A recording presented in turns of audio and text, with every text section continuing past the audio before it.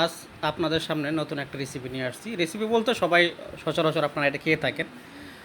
প্রচণ্ড গরমের ভিতরে যে খাবারটা আসলে সুস্বাদু সবার কাছেই, তার ভিতরে যে আইটেমগুলো দেখছেন, একটা হচ্ছে আমরা মাছ মাছ ভাজি করে, সিদ্ধ করে, মাছের যে বড়া, তারপর হচ্ছে শুকনা মরিচ, কাঁচা মরিচ, আর হচ্ছে কচু লতি বলা হয় যাকে, বা কচু, বড় কচু, বড় কচু যেটা, সেই কচু দিয়ে তরকারি। আপনারা গরমের ভিতরে এই পানি ভাত বা পান্তা ভাত আমাদের গ্রাম অঞ্চলে যে ভাষায় বলে, সেই পানি ভাত বা পান্তা ভাত হিসেবে ট্রাই করে দেখবেন।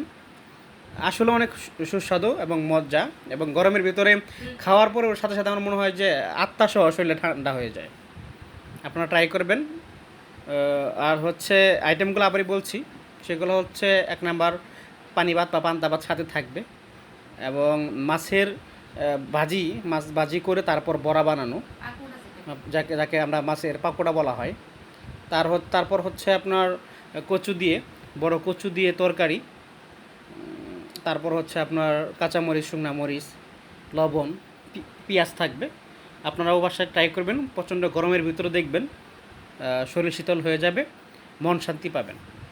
আচ্ছা, এই পর্যন্তই। যদি ভিডিওটা ভালো লাগে এবং আমাদের খাবার আইটেম ভালো লাগে এবং আপনাদের যদি পছন্দ হয়ে থাকে, তাহলে অবশ্যই লাইক দিবেন, শেয়ার করবেন। আজ পর্যন্ত এই পর্যন্তই। Bye bye, tata.